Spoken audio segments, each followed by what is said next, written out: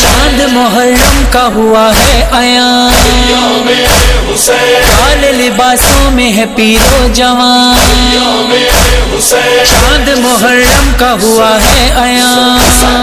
کالے لباسوں میں ہے پیر و جوان، گھر میں عزا خانہ سجاتی ہے ماں، ہاں یہ محرم کی ہیں تیاریاں، یہ بارگاہ یہ مسجدیں یہ مجلسیں عبادتیں ہے بول بالا آج بھی حسین تیری جیت کا۔ آج جس مسئلے کے حوالے سے ہم بات کرنا چاہیں گے وہ مسئلہ ہے کہ ایام عزا امام حسین علیہ السلام یا دوسرے ائمہ کی مصیبت کے دن میں کالا لباس پہننے کا حکم کیا ہے۔ جب بھی محرم کے ایام آتے ہیں تو ہمارے ہاں یہ مسئلہ اٹھایا جاتا ہے کہ کیا کالے لباس میں نماز پڑھنا مکروہ ہے یا نہیں۔ تو اس حوالے سے میں گزارش کروں گا کہ یہ جس طرح دوسرے فقہی مسائل ہیں انہی مسائل میں سے یہ ایک فقہی مسئلہ ہے، کراہت اور عدم کراہت کے ساتھ تعلق رکھتا ہے، تو لہٰذا اس کا بہترین طریقہ یہی ہے کہ ہر آدمی اپنے مرجع اور مقلد کی طرف رجوع کرے، جو اس کا حکم ہو اس کے مطابق عمل کرے۔ اس حوالے سے جو مراجع کی آراء پہ ہماری اطلاع ہے وہ یہ ہے کہ فقہا جو ہے وہ دو قسم پہ ہیں۔ بعض فقہا جو ہے وہ لباس کو مکروہ سمجھتے ہیں، کالے لباس کو نماز پڑھنا اس میں، اور بعض جو ہے وہ مکروہ نہیں سمجھتے ہیں، اور اس کی وجہ جو ہے اس اختلاف کی وہ یہ ہے کہ ہمارے ہاں مشہور ہے روایات کہ کالا لباس جو ہے وہ جہمیوں کا لباس ہے، یا کالا لباس فرعونیوں کا لباس تھا، یا بنی عباس کا جو ہے وہ شعار تھا، تو اس وجہ سے جو ہے وہ اکثر فقہا ہمارے جو ہے زیادہ تر کراہت کی طرف گئے۔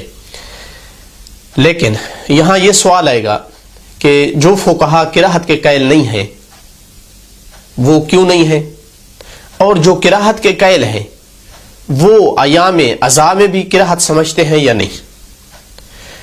تو اس سے پہلے کہ میں اس وجہ میں جاؤں، جو موجودہ ہمارے فقہا ہیں ان میں سے جو کراہت کے قائل نہیں ہیں اصلاً، ایام عزا ہوں یا نہ ہوں، عام دنوں میں بھی، ان میں سے مثلا آغا سستانی صاحب ہیں، وہ کراہت کے قائل نہیں ہے، کراہت ثابت نہیں ہے ان کے ہاں۔ آغا جواد تبریزی چونکہ ان کے بھی ابھی تک مقلدین موجود ہیں، ان کے ہاں کراہت ثابت نہیں ہے۔ آغا شیخ اسحاق الفیاض وہ بھی لکھتے ہیں کہ مشہور جو ہے وہ یہ ہے کہ کراہت ہے۔ آغا شیخ بشیر النجفی ان کے ہاں بھی جو ہے وہ کراہت ثابت نہیں ہے مطلقاً کراہت کالے لباس میں، چاہے ایام عزا ہوں یا نہ ہوں۔ اس کے مقابل مثلا سید خامنائی، سید محمد سعید الحکیم نجفی مراجع میں سے ہیں، نجف کے مراجع میں سے ہیں، ان کے ہاں کراہت ثابت ہے، کہتے ہیں کہ مکروہ ہے کالے لباس میں پڑھنا نماز، لیکن ایام عزا میں پڑھنا جو ہے کالے لباس کو پہننا مکروہ نہیں ہے بلکہ موجب اجر و ثواب ہے۔ یہاں دو سوال ہمارے سامنے آتے ہیں۔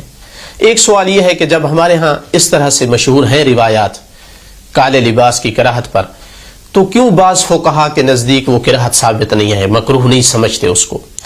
اور دوسرا سوال کہ جو مکروہ سمجھتے ہیں وہ کیوں ایام عزا میں محرم وغیرہ کے دنوں میں کیوں اس کراہت کے اٹھ جانے کے قائل ہیں؟ جہاں تک پہلے سوال کا تعلق ہے تو جو فقہا کہتے ہیں کہ کراہت ثابت نہیں ہے وہ ان روایات کا جواب دیتے ہیں کہ جو روایات دلالت کر رہی ہیں کراہت پر ان کا وہ جواب دیتے ہیں۔ وہ کیا ہے؟ ایک وجہ یہ بیان کرتے ہیں کہ وہ روایات یا سند کے حوالے سے ضعیف ہیں یا دلالت کے حوالے سے ضعیف ہیں، کمزور ہیں۔ ایسی روایت جو سندن بھی تام ہو اور دلالت بھی اس کی مطلقاً کراہت پہ دلالت کرتی ہو، ایسی روایت جو ہے ہمارے ہاں ثابت نہیں ہے۔ اس کے مقابل ہمارے پاس متعدد روایات ہیں کہ جن میں یہ وارد ہوا ہے کہ ائمہ معصومین علیہ السلام اور رسول اللہ صلی اللہ علیہ وسلم ان کو کالے لباس میں دیکھا گیا۔ مثلا ان میں سے آپ دیکھیں اعمال الصدوق صفحہ نمبر 184 پہ امام صادق علیہ السلام سے ہے، روایت ہے کہ رسول اللہ نکلے اور ان پر جو ہے خمیصہ تھا، پہنا ہوا تھا۔ خمیصہ عربی میں ایک سیاہ جو ہے وہ چادر قسم کی ہوتی ہے، اس کو کہا جاتا ہے۔ اسی طرح مثلا مکارم الاخلاق صفحہ نمبر 104 پہ علی علیہ الصلوۃ والسلام کے حوالے سے ہے، راوی نقل کرتا ہے کہ علی علیہ الصلوۃ والسلام گھر سے نکلے اور ان پر جو ہے سیاہ انہوں نے جو ہے جبہ پہنا ہوا تھا، سیاہ چادر پہنی ہوئی تھی۔ ناسخ التاریخ میں امام حسن مجتبی علیہ الصلوۃ والسلام کے حوالے سے جو جلد خاص ہے امام حسن کے ساتھ اس کتاب کی ناسخ التواریخ کی، اس میں وہ لکھتا ہے کہ روایت نقل کرتا ہے کہ جب امیر المومنین علیہ الصلوۃ والسلام کو دفن کیا گیا تو امام حسن مجتبی علیہ السلام جب لوگوں کے لیے نکلے باہر تو انہوں نے سیاہ کپڑا پہنا ہوا تھا اور منبر پر تشریف لے آیا اور خطاب کیا۔ امام حسین علیہ الصلوۃ والسلام کے حوالے سے کافی میں یہ روایت معتبر ہے سندن، جلد نمبر 6 اور صفحہ نمبر 452 پہ امام باقر علیہ الصلوۃ والسلام سے روایت ہے، قتل الحسین علیہ السلام وعلیہ جبۃ خزن دکنا، انہوں نے جبہ پہنا ہوا تھا جو سیاہ جبہ تھا۔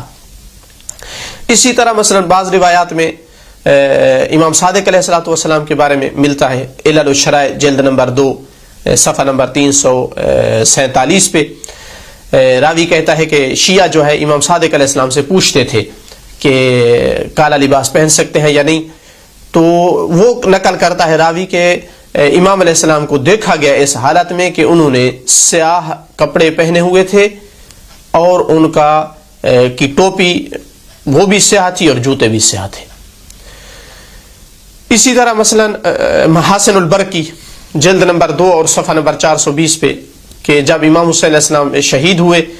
تو بنی ہاشم کی خواتین جو ہے وہ سیاہ لباس پہنتی تھی مدینے میں، اور امام زین العابدین علیہ الصلوۃ والسلام ان کے لیے کھانے کا اہتمام، طعام کا بندوبست کرتے تھے،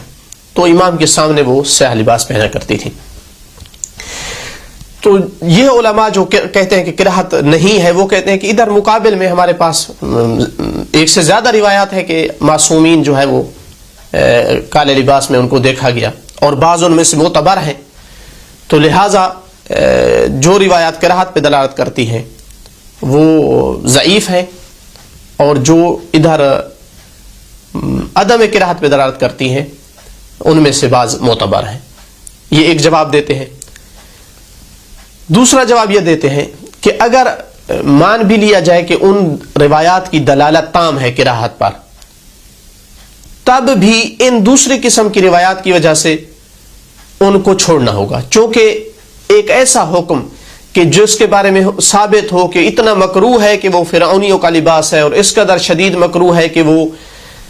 بنی عباس کی وجہ سے جو ہے وہ ایک ظالم حکمرانوں کا شعار ہے، یا مثلا جہنمیوں کا لباس ہے، تو امام اس طرح کا مکروہ نہیں کر سکتا ہے،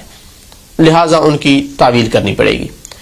تیسرا جواب یہ دیتے ہیں کہ ان روایات میں کہ جو کراہت پہ دلالت کرتی ہے انہی میں قرائن موجود ہیں کہ ان روایات سے مقصود مطلقاً کراہت نہیں ہے کہ حتیٰ کوئی گھر میں بھی پڑھے تو مکروہ ہو، نہیں، ان میں اشارے موجود ہیں کہ قرائن موجود ہیں کہ کراہت اس حالت میں ہے کہ جب انسان کسی ظالم جماعت گروپ کے ساتھ شمار ہونے کے لیے پہنے، جیسے بنی عباس کے دور میں ان کا شعار تھا، تو جو لوگ کالا لباس پہنتے تھے تاکہ وہ ان کے مددگار شمار ہوں، ان کی پارٹی کے لوگ شمار ہوں، اس طرح کا لباس پہننے کی کراہت وارد ہوئی ہے، مطلقاً نہیں ہے۔ تو یہ ان روایات کی تعویل ہے کہ گھر میں اگر کوئی پہنتا ہے ویسے کسی وجہ سے پہنتا ہے تو کراہت نہیں ہے، لیکن جس طرح فرعونی بننے کے لیے لوگ پہنتے تھے یا بنی عباس کی جماعت سے شمار ہونے کے لیے پہنتے تھے تو اس حالت میں کراہت ہے، لہذا عام حالات میں مکروہ نہیں ہے۔ یہ ہے ان لوگوں کا جواب کہ جو کراہت کے قائل نہیں ہے، لیکن زیادہ تر فقہا کراہت کے قائل ہیں۔ وہ اس طرح سے جمع کرتے ہیں کہ ادھر سے مکروہ پر دلالت کرتی ہیں روایات، ادھر سے مثلا جواز پہ دلالت کرتی ہیں، تو یعنی ائمہ کے پہننے پہ دلالت کرتی ہیں، تو امام کا پہننا بتاتا ہے کہ حرام نہیں ہے، جائز ہے، اور یہ روایات بتاتی ہیں کہ مکروہ ہے، لہٰذا وہ کراہت کے قائل ہوئے۔ لیکن جو کراہت کے قائل ہوئے وہ پھر کیوں ایام عزا میں آ کر کہتے ہیں کہ مکروہ نہیں ہے بلکہ موجب اجر و ثواب ہے؟ اس کی وجہ یہ ہے کہ بلا شک و شبہ کالا لباس پہننا غم کے اظہار کا ذریعہ ہے۔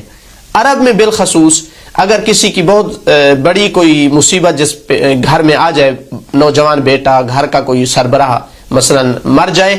تو سال سال تک بھی گھر میں کالا لباس پہنا جاتا ہے.